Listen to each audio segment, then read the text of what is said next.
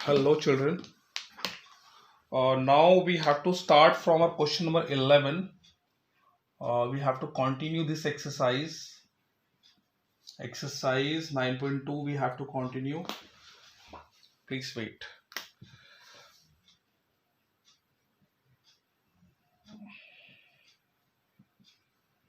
Okay. From question number 11, we have to start. Okay. The sum of the first P and Q and Rth term of the AP are this and this. बेटा pth term की बात हो रही है, so you will write SP. तो जहां पे n आ रहा था ना फॉर्मूले वहां पे p लिख दो. 2a प्लस p माइनस में 1 इंटू में d. ठीक है. तो आपकी pth टर्म को कह रही है a है, that is equals to a. तो दैट इज यहाँ पे मत लिखो, आप a नेक्स्ट स्टेप में लिखो, बल्कि a इसकी जगह पे मैंने a लिख दिया. ठीक है, दिस इज इक्वेशन नंबर 1. ऐसे ही एक qth टर्म बोल रहा है,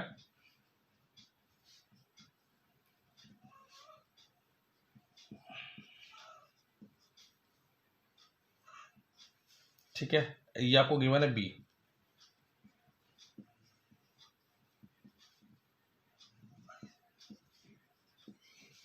जबकि क्वेश्चन नंबर हो गई 2 और आपको rth टर्म पे बोल रहा है, वही सेम जनरल फॉर्मूला में पहले वैल्यू डालेंगे, r माइनस 1 इंटू डी. तो ये आपको गिवन है c.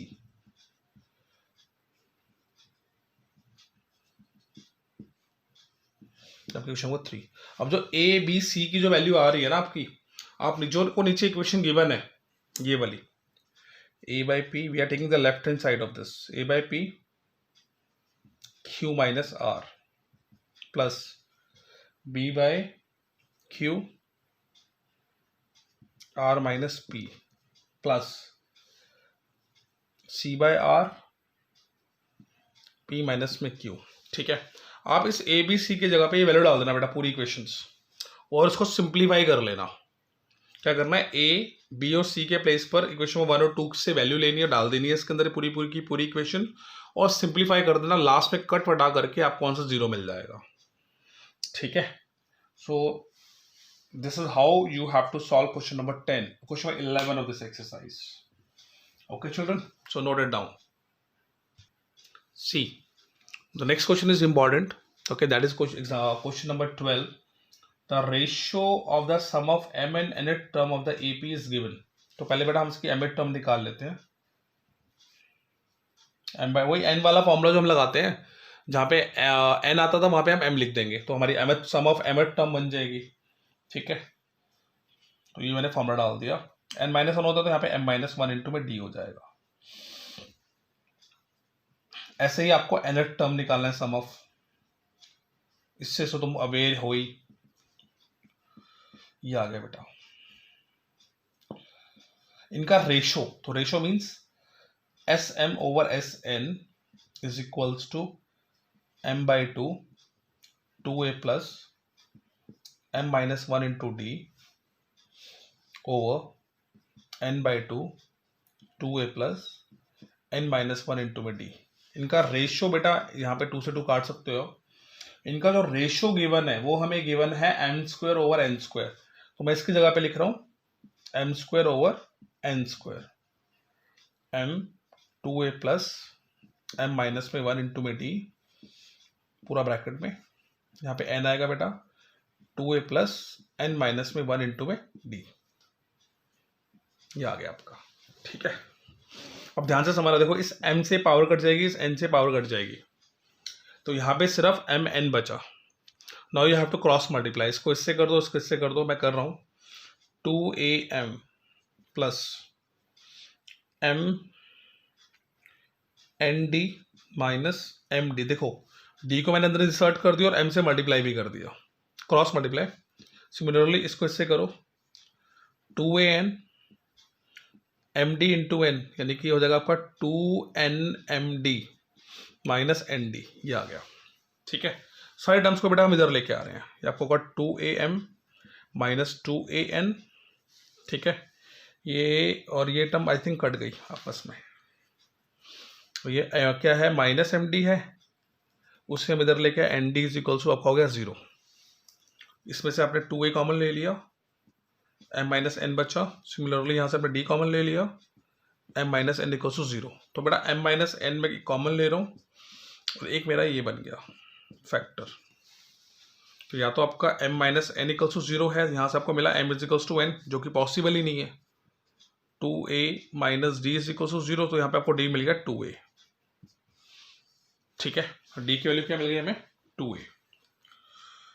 और क्वेश्चन में क्या कह रहा है ये, द रेशियो ऑफ mth और nth टर्म। सी, मैं नेक्स्ट पेज पे सॉल्व कर रहा हूँ, इसको नोट डाउन कर लो। रेशियो ऑफ mth टर्म, तो अब सम ऑफ n टर्म्स नहीं बोल रहा, सिर्फ nth और nth टर्म की बात कर रहा है। ठीक है, तो ये m और ये nth टर्म, ये हो जाएगा बेटा हमारा a plus m minus 1 into B D. वो a n वाला फॉर्मूला लगाना है आपने, a plus N minus 1 into D था ना, तो mth टर्म की बात हो रही है तो वहां पे n की जगह पे m आ जाएगा, नीचे आपका n का n ही रहेगा। ठीक है, ये आपको मिल गया। इसका रेशियो आपने प्रूव करना है 2m माइनस 1 2n माइनस 1 सी। अब जो आपने वैल्यू निकाला d is equal to 2a, मैं यहां पे पुट कर रहा हूं। d क्या था आपका? 2a।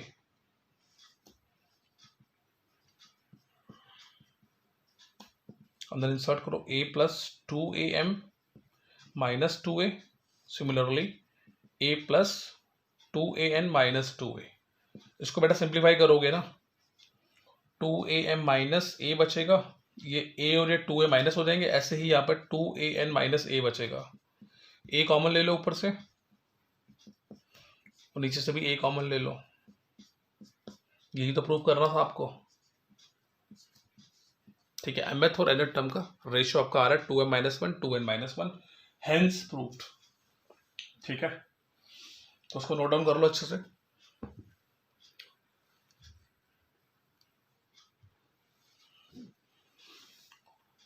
Next is question number 13। Question number 13, the sum of n terms of the AP is this. बच्चे ये हमें Sn गिवन है।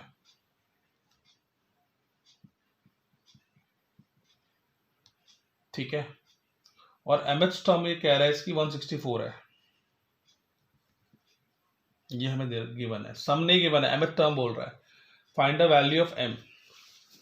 नाउ सी, हम इस जो हमें गिवन है ना ये पार्ट, इसमें आप 1 पुट करो तो 3 प्लस 5 ही आएगा, तो 8 आ गया आपका। तो S1 आपका A1 ही होता है, फर्स्ट टर्म ऑफ AP। अब 2 पुट करो इसके अंदर, तो S2 आपका आएगा 3 इंटू 2 का स्क्वायर प्लस 5 इंटू 2, 4 3 12, 12 प्लस 10 22 आ गया बेटा। तो हमें A2 निकालने के लिए, सेकंड टर्म AP की निकालने के लिए करना होता है S2 माइनस S1। ये आपका आ रहा है 22, वो आपका आ रहा है 8। तो बेटे सेकंड टर्म आपको मिल गई 14।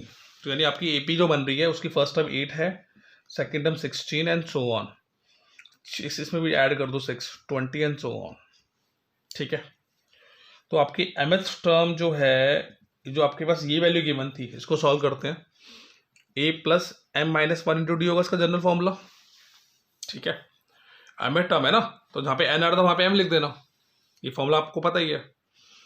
am आपको गिवन है 164, फर्स्ट टर्म आपको गिवन है 8, m माइनस का 1 रहने दो, d आपको गिवन है 6, ये 8 इधर आएगा, इससे 164 माइनस 8, बट आपको आ जाएगा 156 is equals to m minus 1 into 6। 6 इसको डिवाइड कर दो,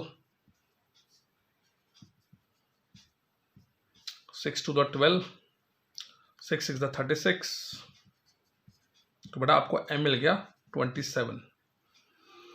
तो इस तरह से हम निकाल सकते हो वैल्यू m की भी। ठीक है, तो इसे भी नोट डाउन कर लो अच्छे से। हर एक क्वेश्चन को एटलीस्ट 2 या 3 बार सॉल्व करोगे तभी जाके स्पीड बन पाएगी, तभी आप एग्जाम में सॉल्व कर पाओगे बेटा। तो ये 10th वाला सीक्वेंस सीरीज नहीं है, it's a little bit tough, so practice all the questions. Okay,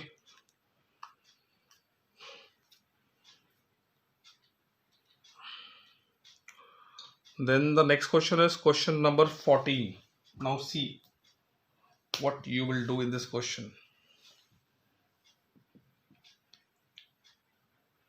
insert 5 numbers between 8 and 26 such that the resulting sequence in AP 8 और 26 के बीच में हमें 5 नंबर्स इंसर्ट करने हैं बेटा। तो मैं फर्स्ट नंबर मान रहा हूँ A1, दूसरा A2, A3, A4 and A5। ये मैंने 5 नंबर्स इंसर्ट कर दिए जी। ठीक है, अब इन्हें हमें फाइंड भी करना। तो A हमारा हो गया 8, 1 2 3 4 5 6 7, दिस इज योर 7 टर्म 26। जो 26 है वो आपकी 7 टर्म है ना। तो बेटा सॉल्व करते हैं इसको। ए एन का हमारा फॉर्मूला होता है a plus N minus 1 into d, general formula. N के प्लेस पर 7 पुट कर दो, तो आपकी 7 टर्म आएगी a plus 7 minus 1, that mean 6 t आ गई। अब A7 आपको गिवन है 26, ए आपको गिवन है 8, तो आप इधर आके इसको इधर लाओगे, सब्ट्रैक्ट होगा, आपका आएगा 18। तो बेटा यहां से डी आपको मिल गया 3। ठीक है, डी प्लस का 3 आ रहा है, तो this is your second term A1, 8 plus 3 that would be 11। तो ये आपका 11 हो जाएगा, क्योंकि डी आपका 3 आ रहा है ना। फर्स्ट टर्म आपको पता है, डी उसमें ऐड करते जाओ। ऐसे ही A2 ये आपकी थर्ड टर्म है, तो इसमें भी 3 ऐड कर दो 14। ऐसे ही आपका A3 17, A4 आपका 20, A5 आपका 23। तो A1 A2 A3 ऐसा आपको मिल जाएंगे। ठीक है जी। तो this is how you can solve this question. ठीक है, आपकी सेकेंड टर्म 11 आ गई, 11 में अगेन 3 ऐड कर दोगे 14 आ जाएगा, एंड सो ऑन। फॉर्मूले से करना, फॉर्मूले से भी कर सकते। जैसे आपने क्या निकाला, सेकेंड टर्म थी ना आपकी A1, A1 आपकी है सेकेंड टर्म, तो इसका फॉर्मूला होता है A प्लस डी ओनली। ए और डी को ऐड कर देना। ऐसे आपका A2 जो है वो थर्ड टर्म है, तो इसका फॉर्मूला होगा A plus 2D। Third term डाल देना इसके अंदर, 3 डाल देना, तो A3 is equal to A plus 3 minus 1, 2D हो जाएगा ना, A प्लस 2D आएगा। ए और डी की वैल्यू डाल देना इसमें, तो आपको ये वही मिलेगा 14। ऐसे कर लो या वैसे कर लो, एज यू विश। ठीक है,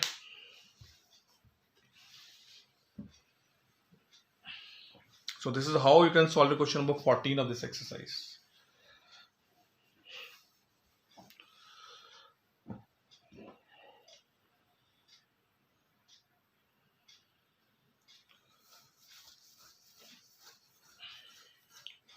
Now next question बेटा मैं कराने जा रहा हूं, that is question number 15.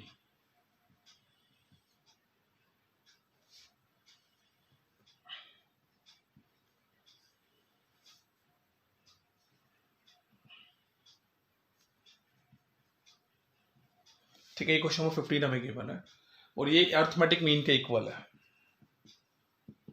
ठीक है, arithmetic mean between two numbers, ये क्या होता है? ये होता है a प्लस बी अपॉन 2। याद कर लो इसे। अर्थमेटिक मीन का फॉर्मूला AP में ये होता है a प्लस बी अपॉन 2। ठीक है, लर्न दिस। तो आपने क्या करना है, नाउ ये क्वेश्चन को क्रॉस मल्टीप्लाई कर दो बेटा, 2 को इसके साथ, तो आपका हो जाएगा 2an 2bn is equals to an minus 1 into A plus an minus 1 into B plus bn minus 1 into A bn minus 1 into B. ठीक है, क्रॉस मल्टीप्लाई, इसको इसके साथ, इसको फिर b के साथ, ऐसे इसको a के साथ और इसको b के साथ। ठीक है, ये आ गया हमारा। और सिंप्लीफाई करते हैं इसको, ये आपको होगा 2an प्लस 2bn इसको बेटा सॉल्व करोगे ना, इसकी पावर 1 है तो बेस सेम होता है, पावर ऐड करोगे तो ये 1 और 1 कट जाएगा, सिर्फ n बचेगा, तो दिस वुड बी a की पावर n। सिमिलरली ये तो आपका सेम आएगा b, ये आपका हो जाएगा 20 की पावर n। ठीक है, इस an और bn को मैं इधर लेके आऊंगा तो ये दोनों सब्ट्रैक्ट होकर यहाँ पे सिर्फ an बचेगा और यहाँ पे सिर्फ bn बचेगा, इक्वल्स टू में a की power n minus 1 into B plus b की power n minus 1 into A, ये बचेगा। ठीक है, आफ्टर दिस मैं इस टर्म दोनों टर्म्स को इधर लेके आ रहा हूँ और बी को मैं इधर लेके जा रहा हूँ, इस टर्म को मैं इधर लेके आ रहा हूँ. This would be an minus one dot B, और यहाँ पे b की पावर n माइनस वन था डॉट a माइनस b की पावर n. इस bn को मैं इधर ले आया और इस वाले टर्म को मैं इधर ले आया, तो ये आ जाएगा आपका. ठीक है, दिस इज an माइनस, इसको बेटा मैं स्प्रेड करके लिख रहा हूँ पावर को, an डॉट a की power minus one dot b. Power में ब्रेक अलग अलग कर दिया मैंने इसे. सिमिलरली इसे भी ऐसे करो, b की पावर n डॉट b की power minus one dot a minus b की पावर n. इन दोनों में से मैं an कॉमन ले रहा हूँ. वन माइनस बेटा इसको ये हो जाएगा आपका, ये एक्चुअल में a की पावर माइनस वन ना वन अपॉन a होता है, तो b अपॉन a बचेगा यहाँ पर. ऐसे ही यहाँ पर अगर मैं b की पावर n कॉमन लेता हूँ तो ये बचेगा आपका a अपॉन b, क्योंकि ये वन अपॉन b है तो a अपॉन b बचेगा, ये तो कॉमन आ गया माइनस वन. ठीक है जी, और सिंप्लीफाई करते हैं इसको. This would be a minus B over a. यहाँ पे आपका an यूज हो रहा है. This is your bn a minus B over b. तो a माइनस बी से a माइनस बी कट गया. ठीक है, देखो मैं कर क्या रहा हूँ नेक्स्ट स्टेप में, इस bn को मैं इसके नीचे लेके आ रहा हूँ, इस a को मैं उधर लेके जा रहा हूँ. देखो इसको ऐसे लिखेंगे, a की पावर n ओवर b की power n is equals to a upon b. ये मिलेगा आपको लास्ट में. ठीक है, आफ्टर दिस सी ये मिल गया. इसको मैंने लिख दिया a अपॉन b होल की power n that is equals to a upon b की पावर वन. कंपेयर करो, बेस सेम है, पावर कंपेयर करोगे तो n is equals to one मिल जाएगा. ठीक है जी, so this is the value of n. तो यहीं तक ही करते हैं अभी. ठीक है, 16, 17, 18 नेक्स्ट क्लास में करते हैं. Okay children, till then, so again I'm saying solve each and every question of this chapter, because if you will solve, अगर आप प्रैक्टिस अच्छी करोगे देन आप एग्जाम में सॉल्व कर पाओगे इसका क्वेश्चन, अदरवाइज नहीं कर पाओगे. ओके चिल्ड्रन, तो work hard. Bye bye, take care.